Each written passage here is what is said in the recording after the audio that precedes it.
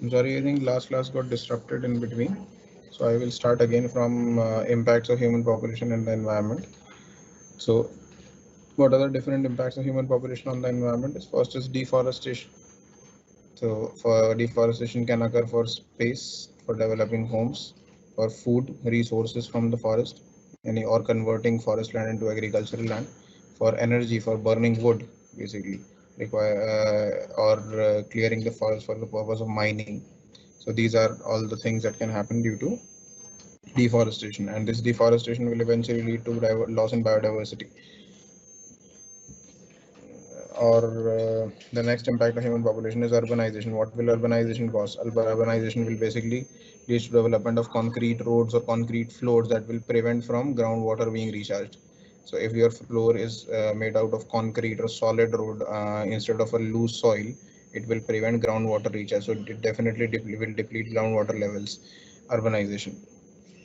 It will cause more pollution, more degradation of forest surrounding area. There are a lot of problems, but it is one of the major problems that occurs due to urbanization. Next is industrialization. So industrialization causes pollution of water, air, soil, noise pollution, etc. So these are all the problems that are caused by industrialization. Land degradation. This eventually will lead to land degradation, generation of large quantities of waste. This industrialization will lead to large quantities of waste, or urbanization will also lead to generation of large quantities of waste. Basically, it is all the impact of human population growth. Loss of fresh water.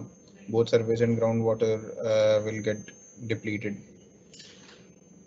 Nearly two-thirds, there is a prediction in 2025, by the year 2025, at least two-thirds, more than half, basically two-thirds of the world's population will have shortage of water. This is a prediction. Climate change, it will eventually lead to climate change. Transport infrastructure will develop, and this transport infrastructure will cause a lot of greenhouse gases in the environment. These greenhouse gases will eventually lead to climate change and global warming. Productivity increase. So the food productivity will increase due to increase in population growth. This is not a good thing, because it will eventually lead to degradation of the quality of soil and water. Both soil and water quality will get decreased, will get depleted due to increase in productivity. For to meet the demands of this increased human population, we will need to increase the productivity, and this increase in productivity will cause degradation of soil and water in the long term.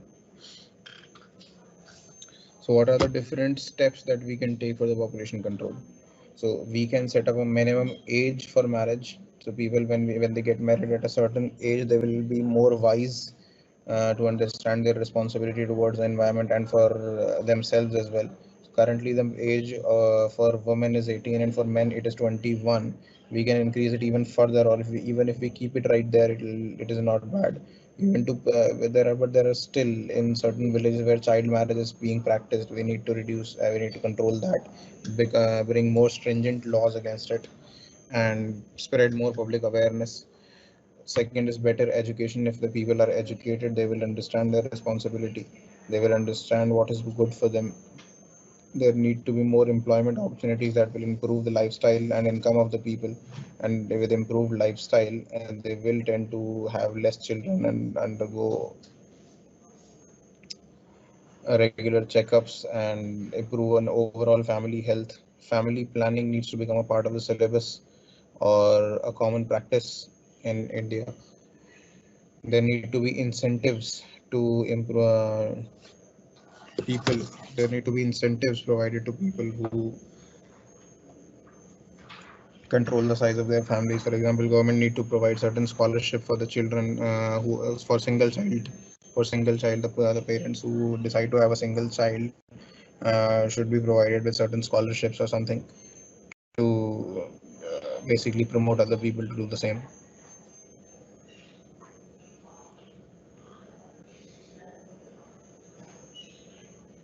So these are basically multiple steps that we can take to reduce population, the size of the population. The next topic in this chapter is carbon footprint. So what is footprint? There can be a short question on this particular topic, carbon footprint. So what is carbon footprint? We were talking about carbon footprint. So what is carbon footprint basically? Carbon footprint is the amount of CO2 or any greenhouse gas that is released by any kind of human activity. Anthropogenic activity means human activity. So for example, growing, what is the carbon footprint of making a building? What is the carbon footprint of making a mobile phone? What is the carbon footprint of growing a certain crop? Or what is the carbon footprint of growing a chicken on a farm? Or growing or basically any cattle on a farm. So everything that is done by humans has a certain carbon footprint. So what the and efforts are trying to do is reduce that carbon footprint. So it can be a broad measure of, it is a broad measure of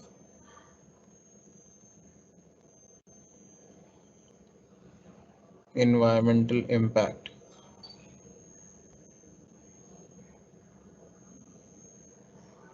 of a certain activity,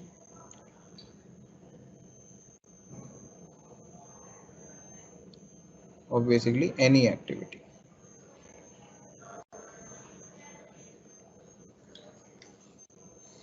It can be of an individual,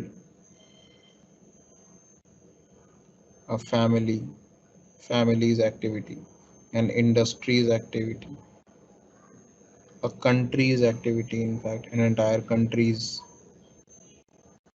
activity. It can be for calculated for anything.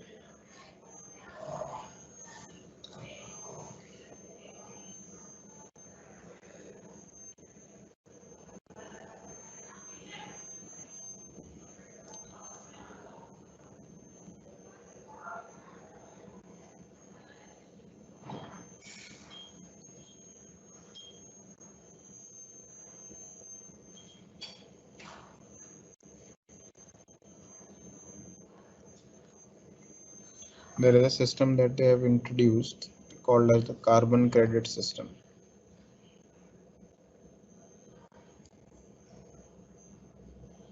So what is a carbon credit? So carbon credit is the basically a license to pollute. It is considered as something wrong for several some environmentalists. It has both negative and positive impacts, but if it is used as it was intended, it will have mostly positive impacts. So what is carbon credit system? Basically what we do is, basically what government does is it introduces certain carbon credits, basically certain points that industries or individuals can buy to pollute. For example, if you do not, if you improve your technology, if that does not pollute the environment, you can sell those carbon credits to industries that are polluting. So the industries that are polluting the environment will have to spend more money, and the companies that are investing in cleaner technologies that are not polluting the environment will in turn make money. So being environmental friendly will result in more profits than losses. So this is the kind of system that governments can introduce, that is called as the carbon credit system. Basically, the environmental friendly technologies will, the industries that are using environmental friendly technologies will benefit from it. So that is the basic idea.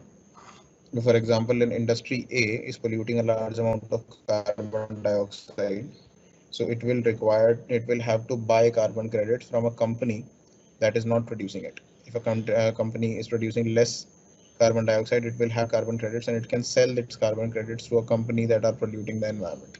So in that way, basically a polluting company will have to pay environmental friendly company.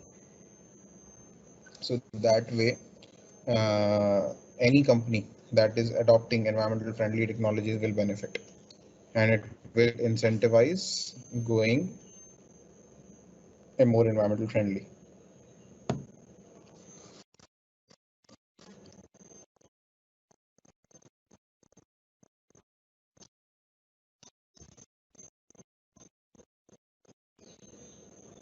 Another is a resettlement and rehabilitation. resettlement and rehabilitation of developmental projects.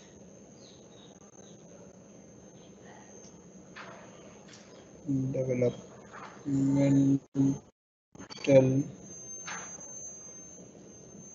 project affected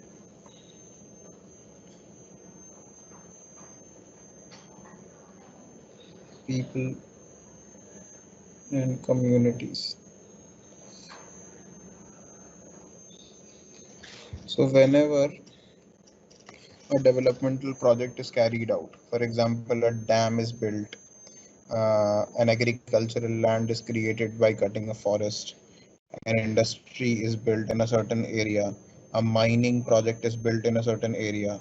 So it drastically affects the population living there. It either resettles them to a certain place or rehabilitates them to a different place, or sometimes that doesn't even happen and those people are completely removed from their original locations. So that is a major problem.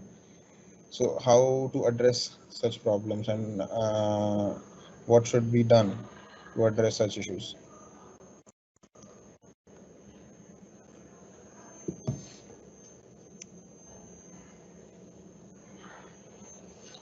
So basically it is done under EIA. It comes under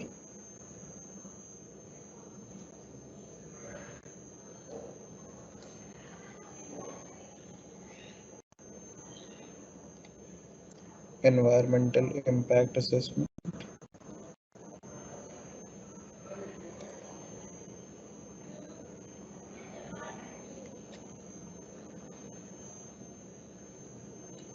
which is called as EIA,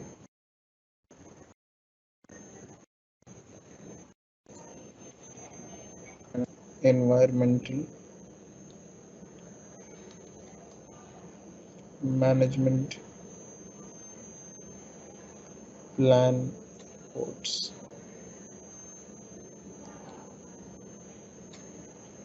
EMP. So these are the two things, two bodies, two processes. Basically, these are the two processes that addresses the issue of resettlement and rehabilitation of development project affected populations. So what are the two things? Environmental impact assessment and environmental management plan.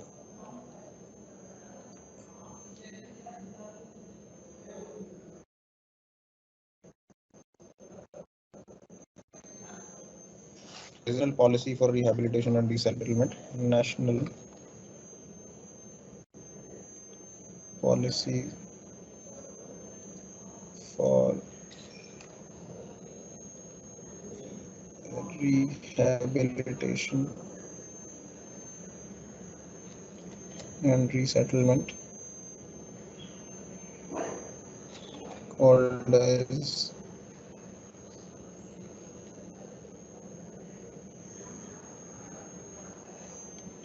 NRRP 2007, came in 2000, National Rehabilitation and Resettlement Policy. It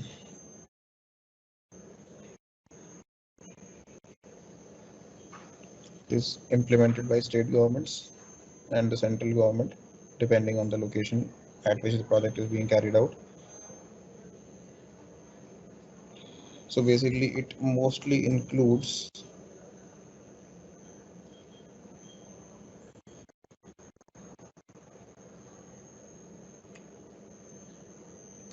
first compensation,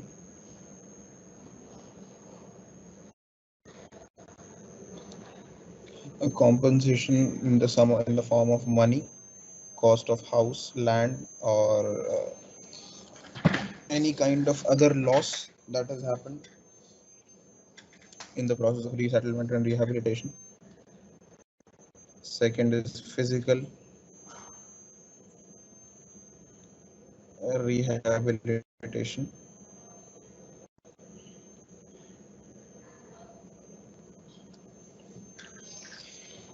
For example, a family that is resettling to an alternative site also receives a well-constructed residential house. They do not just give them land; they give them a well-constructed house as a residential house with sanitary facilities, cattle shed, agriculture, horticulture, transportation, etc.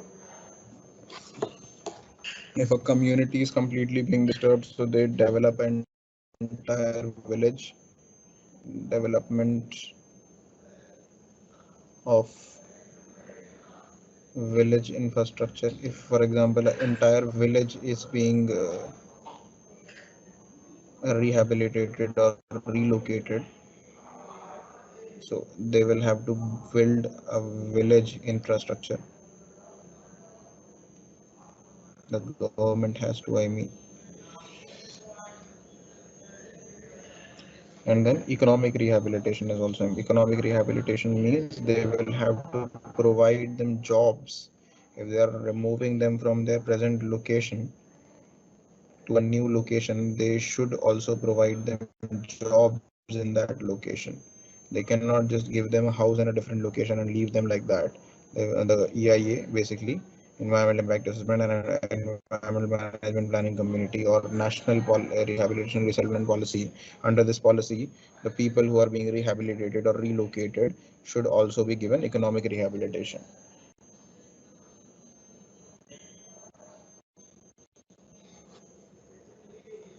So there are certain case studies in this respect.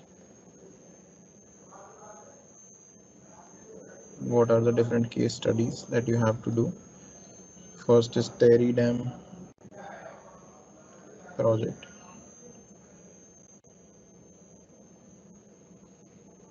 Kindly read those on your own. Tehri Dam project. So what, I'll explain it in brief. What was Tehri Dam project basically? Tehri Dam project constructed a reservoir of 42 square kilometer, which submerged an old Tehri town of 24 villages. So under Tehri Dam, some 24 villages were destroyed. So all those people living in those villages will have to be rehabilitated.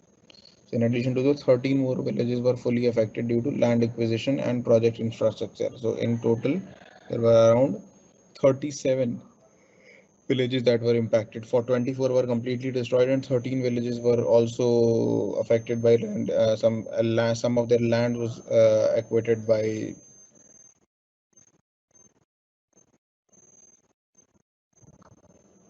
the government. So the plan of rehabilitation resettlement was broadly divided into urban rehabilitation. Some people were rehabilitated to urban areas. Some people were rehabilitated to rural areas. Those families who were 50%, whose 50% or more land was being required, were treated as fully affected. So those families whose more than 50% of their lands was acquired by the government, they were treated as fully affected, while those families whose lands less than 50% land was acquired were categorized as partially affected and were not relocated. Those people were not relocated from that place. They were given compensation right there. So basically, the resettlement policy was of Tehri Dam was evolved by state government and was implemented through Tehri Hydro Development Corporation project. So the basic principle of rehabilitation policy was to compensate the rural outseas through allotment of agricultural land. Some people were given agricultural land, and some people were given cash, and some people were given both. So displaced families were settled into large colonies so that fabric of their social life remains intact. So that's not, they do not rehabilitate you like that. For example, 10 families were rehabilitated, so they would not rehabilitate 10 families in different places. They will try to give them the same area so that at least their relationships with each other remain the same. So they do not rehabilitate different families to different locations. If they have picked them up from the same location, they will try to rehabilitate them in the same location. So this is one of the major project. It led to some 1,484 crores was nearly the total cost of the Dam project, and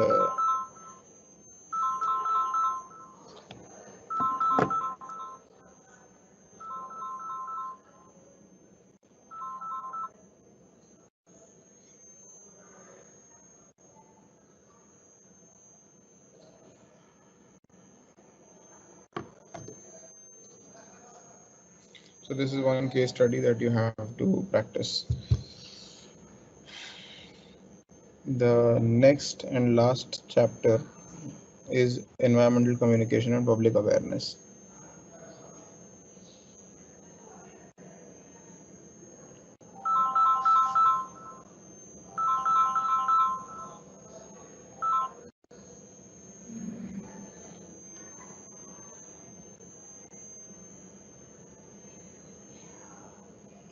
Communication and public awareness.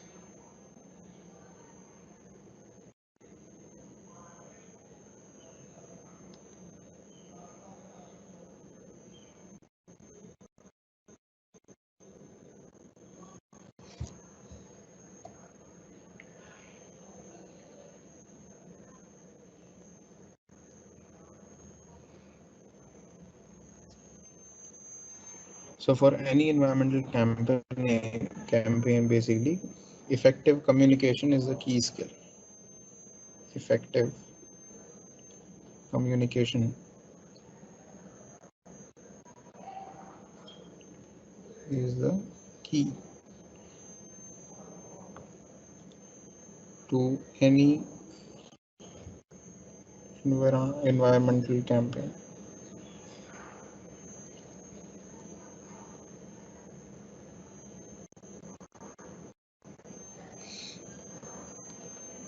Any kind of communicating any kind of environmental scientific message at any level, local, regional, national, or global, environmental communication becomes recognized. Okay, that is very important.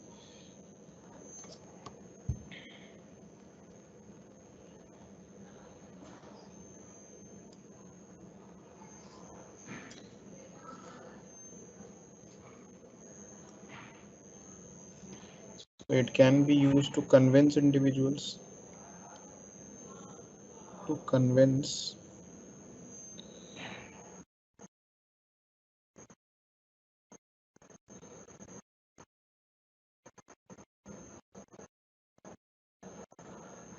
it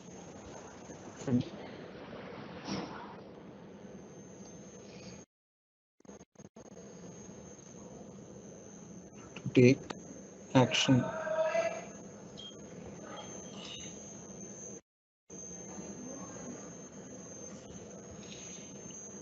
in order to prevent environmental damage.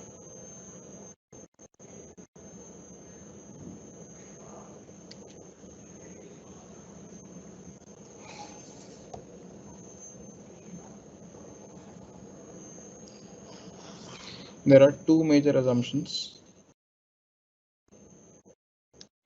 for effective communications.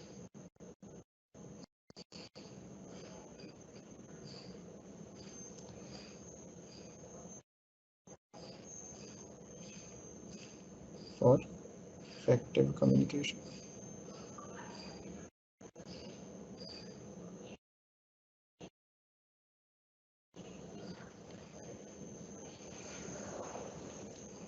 So what are these two assumptions? The first one is to change behavior by influencing changes in attitude. So we can change public awareness. We can use public awareness, can be used to change behavior.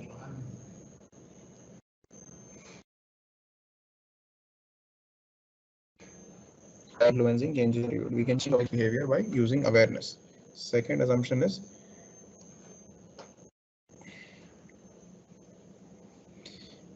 influencing profound changes in attitude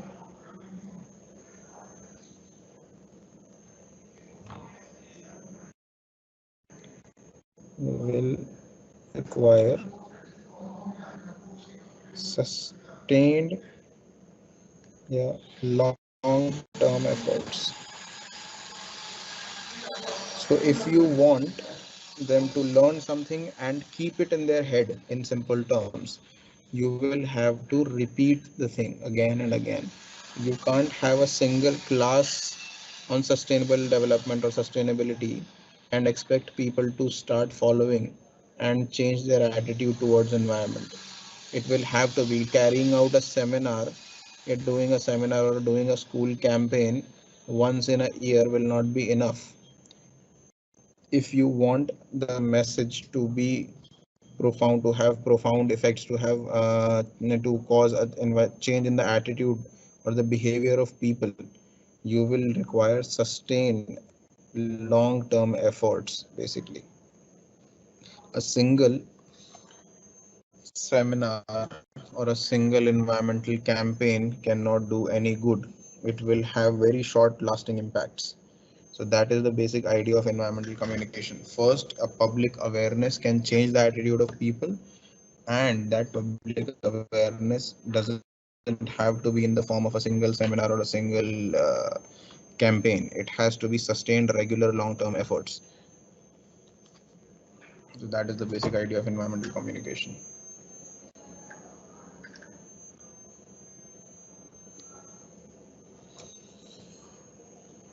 So there are certain case studies related to these as well, where environmental communication led to some profound changes, and those changes did not come very soon. That required long term efforts. The first one is Bishnois of Rajasthan, the Vishnuii movement.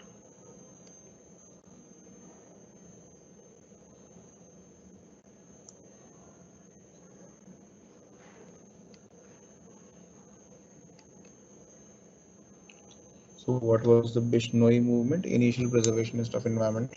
Bishnoi is a small tribal community belonging to Khejri village in Rajasthan. So in 1451 AD,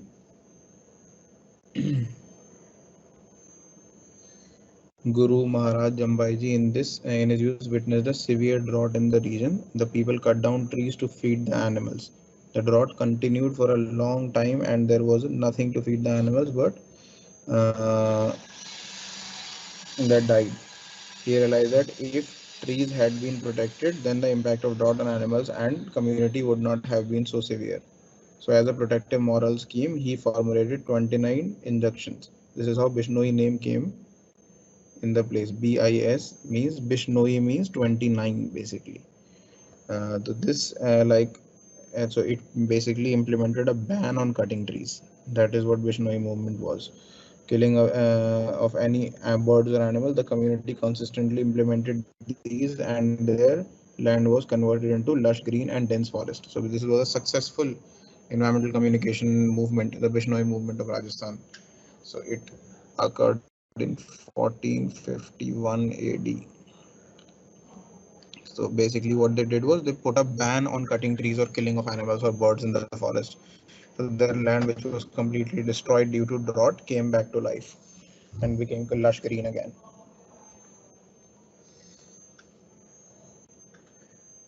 So basically, what they preserved khejri trees, black bucks, nilgai, peafowl, chinkara, etc. Okay. Basically, Bishnois can be considered as the first eco warriors. Their history of confrontation with the local monarchs who attempted to interfere in their sacred zone about 3 centuries back. It found in around 1780 the king of Jodhpur. So basically, they fought a lot of people who were trying to destroy their lands later.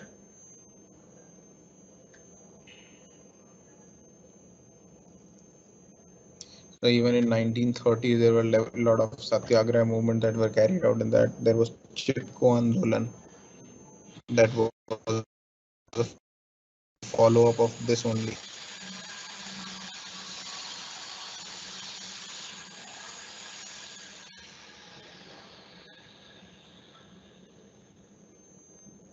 Chipko Andolan was also inspired by Bishnoii movement in Rajasthan only.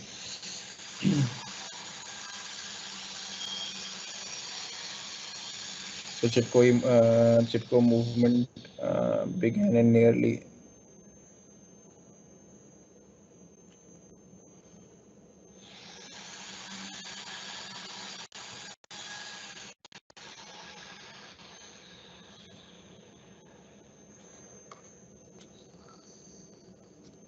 There was another movement called Optical Movement.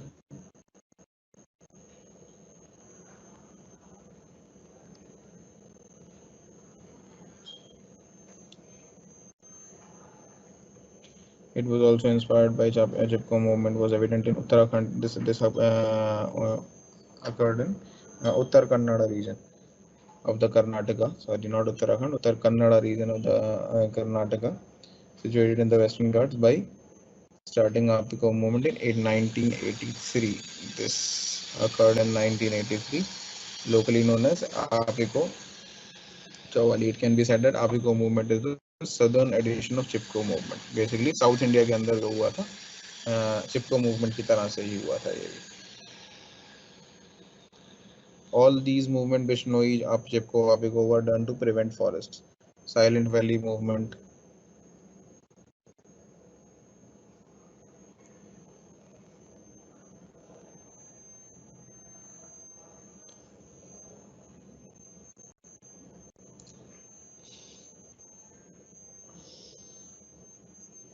So this occurred in Kerala.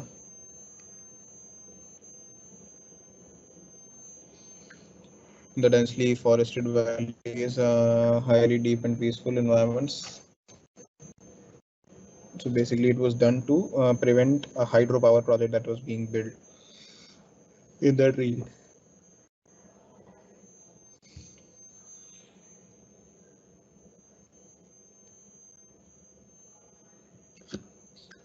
Narmada Bachao Andolan, again a movement to prevent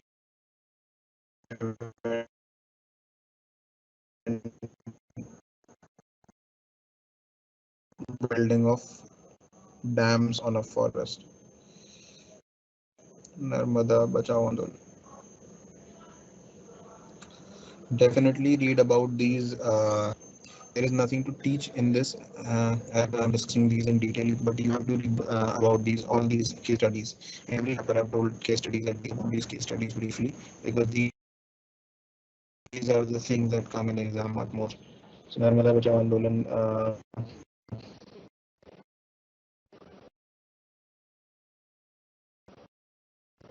occurred in 1985. Narmada River, they were building a dam, and it is still going on, this particular movement. Read movement, we already discussed the dam movement. Sehri dam, we discussed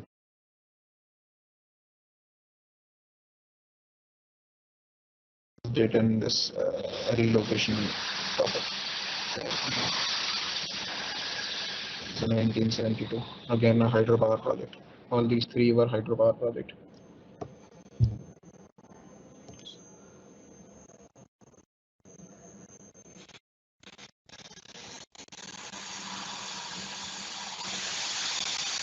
So if you want to study NGO's role in water prevention, basically water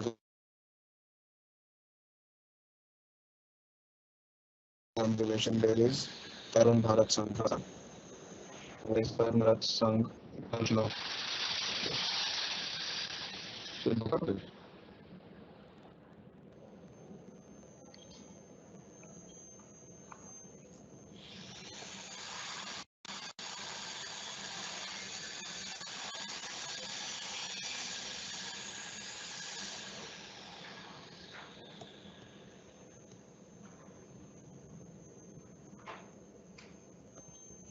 CNG initiative in Delhi. So this happened a long time ago. Now a new thing is coming, the electric vehicle initiative, but still you can read about it, CNG initiative in Delhi. So basically in Delhi, to reduce pollution, we see that there is a lot of in the 90s, where when diesel cars and diesel buses, diesel four-seaters and two-wheelers, three-wheelers were used. So government took a CNG initiative where all buses and auto rickshaws were converted into, and a lot of cars were converted into CNG, which reduced pollution to a great extent. Even though the Delhi is still polluted, but imagine if there was no CNG and we were still using diesel or petrol, it would have been way worse. The last one is the recently launched Swachh Bharat Abhiyan by the recent government. Swachh Bharat Abhiyan.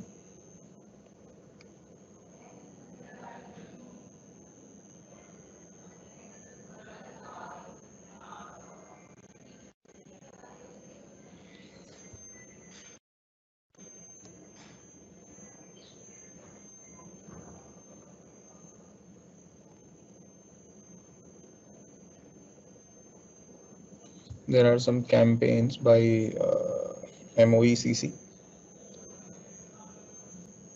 MOEF campaigns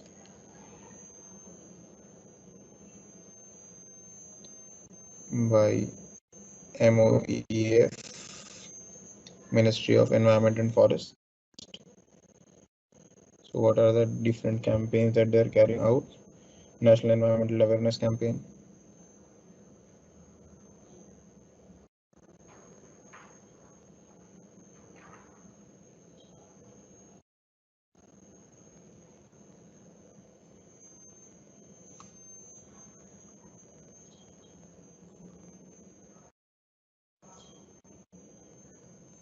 NEAC,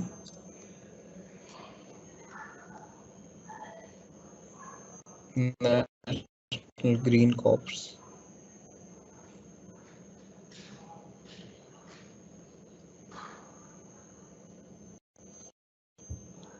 NGC.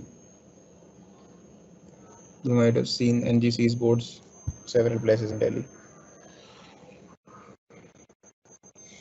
So basically, NGC's main goals are to impart knowledge to school children, to develop requisite skills or observations or experimentation, survey, recording, analysis, to incubate proper attitude towards environment, to sensitize children to issues related to environment, to promote logical and independent thinking among children, to motivate and stimulate young minds by involving them in action projects related to environmental conservation. Eco clubs is one thing that they use.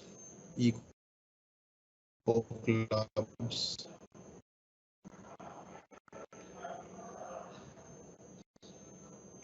There are multiple eco clubs in schools these days.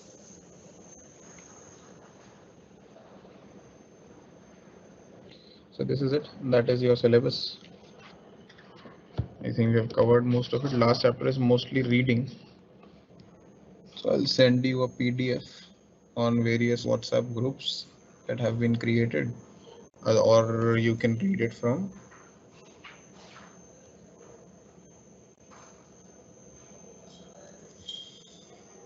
If there are any questions, I'll take them now.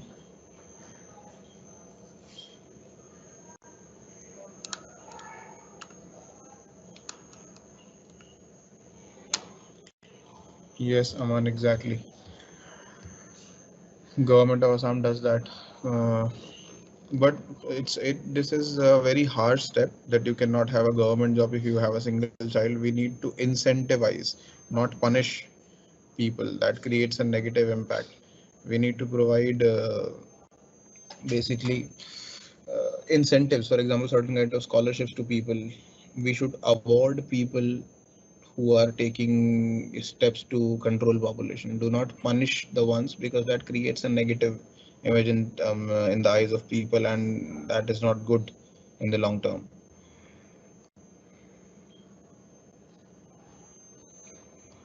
Manisha, in online mode, the exam, how to give exam will be explained by as well, because this is happening for the first time. So I would not, being a teacher, I don't know about how the format will be, but definitely please do not worry about it. It will be explained. There is a WhatsApp group. There is a Facebook live that they have created. I've texted that particular thing in the WhatsApp groups as well. They have created a Facebook page to help you people, but don't worry, you will be informed properly. Sorry, Beneath Ranjan, my voice, there was a network issue. I hope it was clear later.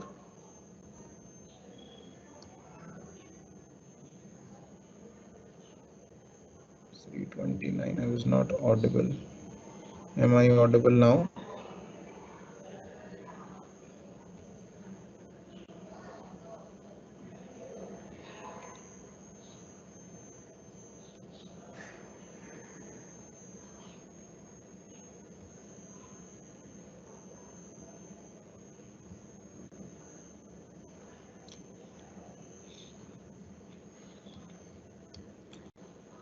Does anyone have any other questions?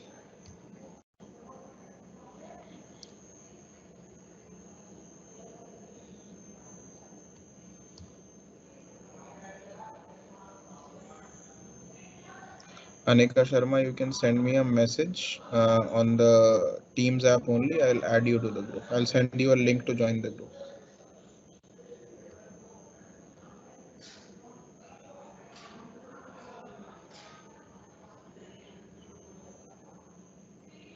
Aman direct question आते हैं case studies पे generally जैसे ये आएगा explain Bishnoi movement और write a brief note on Chipko Andolan this kind of questions you'll have to write brief notes generally on case studies.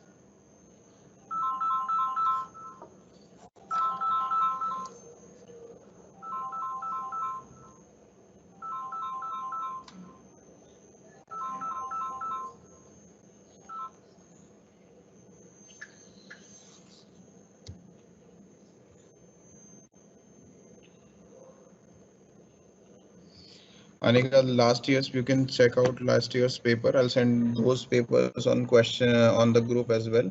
But I am not sure what kind of pattern there will be this year since the exam is online. Otherwise, there will be 8 questions. If the pattern is same as offline, there will be 8 questions, and you will have to do any 5 out of those 8 questions. That is the general pattern for exam. But this year it's online, so I am not sure if there will be any change, but I believe it shouldn't be. It should be like that only.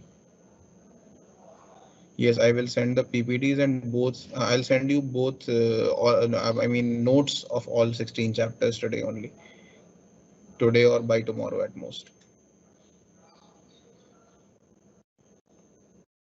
Any other questions?